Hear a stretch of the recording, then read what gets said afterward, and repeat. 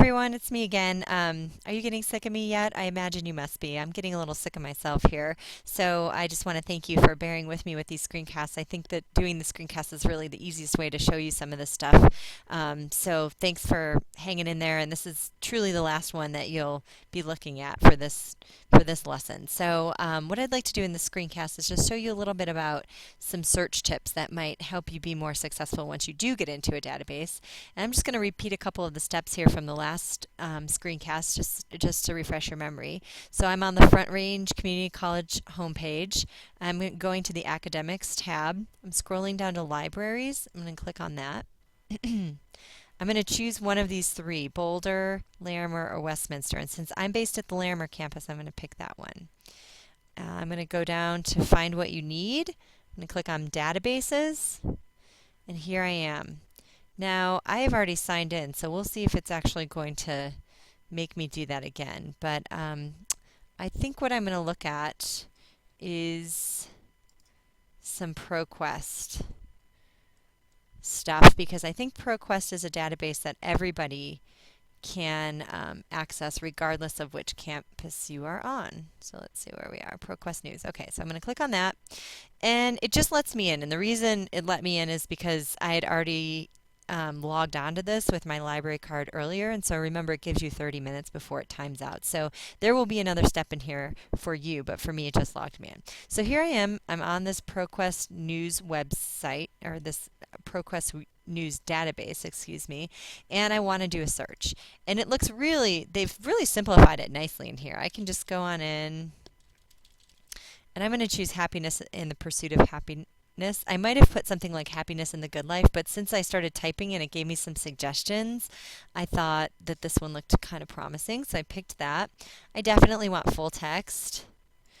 And let's see, did it search with full text? Okay, so here I am. I still have 61,000 results. That's just way too many. So I'm going to have to do an advanced search. So this is one of the first things I wanted to show you, is that you can go in and you can advance your search, and it's going to give me options to make this a more specific search. So again, I'm going to put in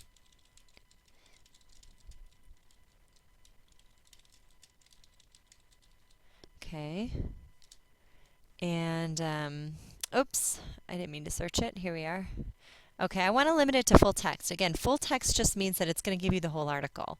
It's not just going to give you like an abstract or information on where to find the article. And since I'm not someone who wants to walk over to the library and dig it up out of a file somewhere, I'm going to click full text. Other things, let's see, I'm going to, under the source type, I'm not sure that I really want access to all of these things. I'm really just interested in maybe newspapers and magazines, maybe some scholarly journals. I don't really care about reports or wire feeds. Under this, I might look under document type. Let's see, there's a lot. So let me see what happens if I put article, since that's probably the most relevant. I don't really want books. I mean, I suppose I could look at some commentaries. Editorials are probably not formal enough for this. Essays might work. Features might work. Okay, that's all I'm going to click there. I go down to language. Well, I think we want English. And databases, I think we're good with selecting all of those. It wants to know how I'd like to sort these, by relevance, by publication date. I like to go with relevance, although you can put publication date if you'd like. I am also going to limit it to a specific time range. So under publication date here, I'm going to say I just want to look at the stuff in the last 12 months. Let's look at the most current research and see what we come up with. So now I've really refined my search to just very specific things that I'm looking for. It's possible that I could have refined it too much, and then maybe I need to come back here and expand my search out again so I can get more. But let's just see what happens when I do that. Okay, well now I have 520 results. That's still a lot. I could choose to go back in and modify my search and refine it a little bit more. But 520 is far less daunting than what I would probably find on the internet. And since I did sort them by relevance, I'm probably not interested in the last, I don't know, 3 or 400 articles. I may just go through the first 20 or so to see what they look like. And so here's one that looks like could be promising. This one is Common Liberty in the Pursuit of Happiness. This is interesting. The Dark Side of Happiness research. That could be an interesting sort of counter perspective. Pleasure versus happiness. This seems like it ties in very, very neatly with what we're talking about right now with Bentham and Mill. That could be really interesting. 5 steps to finding happiness. Now, this comes from a newspaper, so again, it's not going to be hugely scholarly. It looks like there's a happiness score that you can learn about there. So there's a lot. I mean, I'm just looking at one more here. Number 18, friends find great joy in having little. Embracing minimalism has brought health and happiness to 2 former high-flying executives. Those could be really interesting stories that might support the kinds of things you want to say in your paper. So there's all kinds of interesting things in here. But I think it would have been harder for me to find this information if I had just had a really general search. Like, let's say I didn't have the pursuit of happiness. Let's say that I just kept it vague. Let's say I opened it up to 3 years and gave myself a wider search. Let me go in and see what happens with that. Okay, so now we have 10,311. So rather than 500, I've expanded my search out a lot. And you're seeing that I'm getting some of the same stuff. And it's worth trying this because I may find some things that are even better. I know as a reader that I really like the Christian Science Monitor. I think that's a super reputable publication. And I like this idea of reading about relationships and happiness. So that could be really helpful as well. But I'm just not sure that all of this is going to be related. So try some different things with your searches. Zoom in and do specific searches, zoom out and do more broad searches, and see what kinds of things you're coming up with. Okay, let's take a look at one more database. I'm going to go into newspaper source, which is EBSCO, and I'm pretty sure that Westminster and Boulder each offer a similar database to newspaper source, if not the same exact one. So here I am, and again, I can do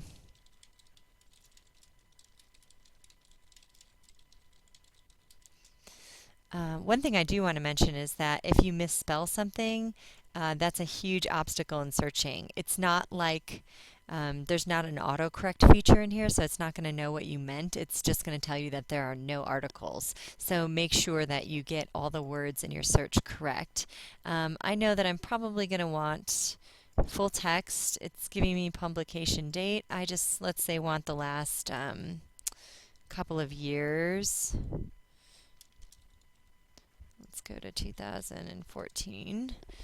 I'm going to just look for newspapers here. And I think that narrows my search pretty well. So let's see what happens when I go ahead and click on that. I'm going to search this now. Okay, so you'll see over here I have 68 results for this, so that's pretty good.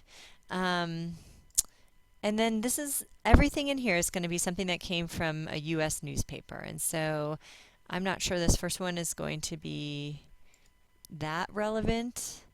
Happiness is a dolphin and a golden ticket to Disney. Well, that's interesting. That could provide some counterpoints to some of the stuff we've read about having less, making you happier.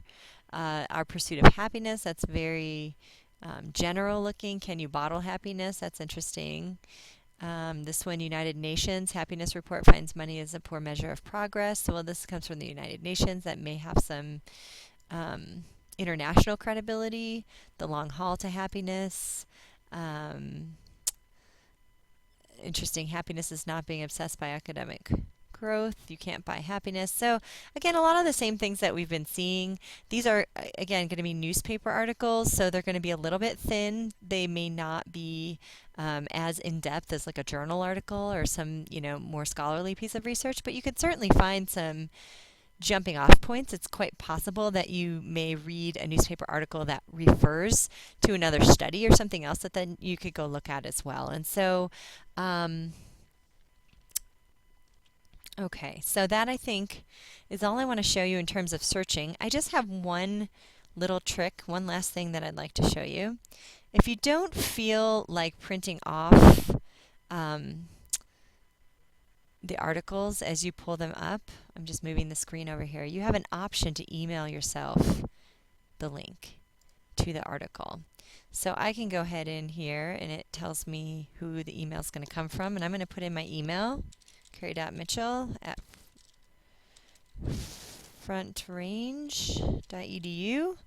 I can put something like newspaper article, and I could put something like, this is the article that talks about, and so on and so forth if I need to remind myself. This is pretty cool over here. It will actually do an MLA citation for me. So if I want to choose MLA, I mean, you could do APA if you were doing this for a psych class or something, but in this class we use MLA. So I would do that, and I would go ahead and I would send it to myself, and it says that the email's been sent to me. So that article, I just heard it beep, it came to my inbox. Now I can go right into my email, I can access this, and it's also going to send me the MLA citation. So here it is in my email. I just went to my email and I opened it up. It gives me my comments. It tells me where it came from. It's suggesting that I go and look to make sure that the works cited entry is correct, but you can see how it formatted it for me right here. So if I know that my teacher wants me to have a works cited page, I know I don't have to format this myself. I can just check it against this information here, and then I can copy and paste it right into my MLA works cited page. Let's see. This is how I get to the article.